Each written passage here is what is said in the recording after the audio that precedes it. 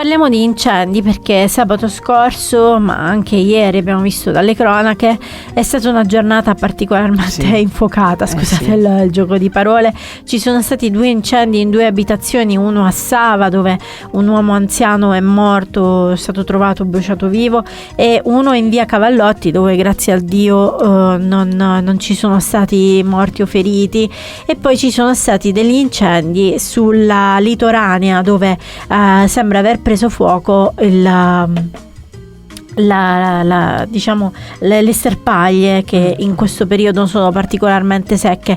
Per parlare di questa giornata difficile noi abbiamo al telefono il comandante dei Vigili del Fuoco di Taranto, Lorenzo Elia. Buongiorno comandante. Benvenuto.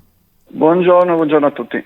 È stato iniziato il caldo estivo e sono iniziati anche questi incendi che si susseguono, anche se alle abitazioni sono particolarmente strani in questo periodo, 2 in un solo giorno.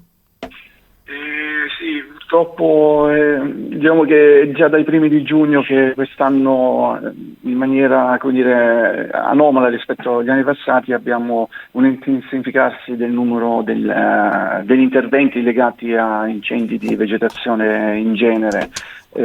Quest'anno siamo come numero statistico, come dato statistico, a circa un 10-15% in più rispetto a quello che c'era lo stesso periodo dell'anno scorso. È vero sì che ci sono le condizioni climatiche che ovviamente non ci stanno favorendo, soprattutto come dicevate prima nel passato weekend.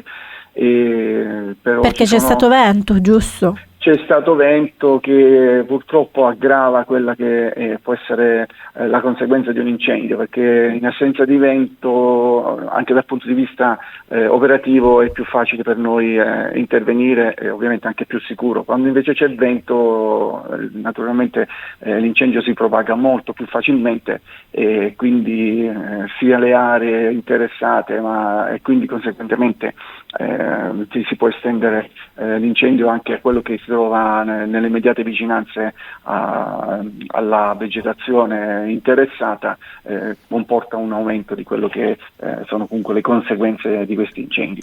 Comandante, le forze attuabili, attuate sono sufficienti nel caso di ulteriori incendi o di maggiori incendi?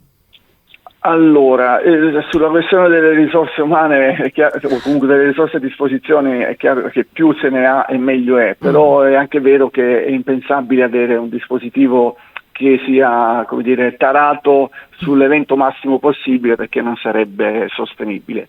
Vero è che proprio venerdì hanno preso servizio a Brindisi un primo gruppo di giovani colleghi, parliamo di 26 giovani colleghi, assegnati a Taranto dall'immobilità, appunto dagli uffici centrali, e nelle prossime settimane ne dovrebbero arrivare altre 27.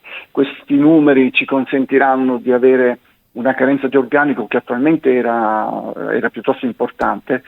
Ce la riporterà nella media nazionale, quindi un po' come negli altri comandi d'Italia.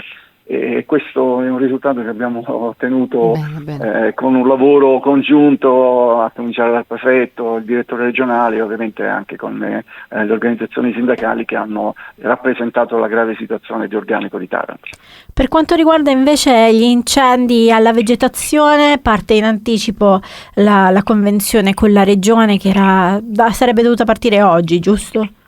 Sì, esatto. Quest'anno ogni anno la Regione Puglia stipula una convenzione con il Corpo Nazionale per implementare quelle che sono le dotazioni o le risorse disponibili.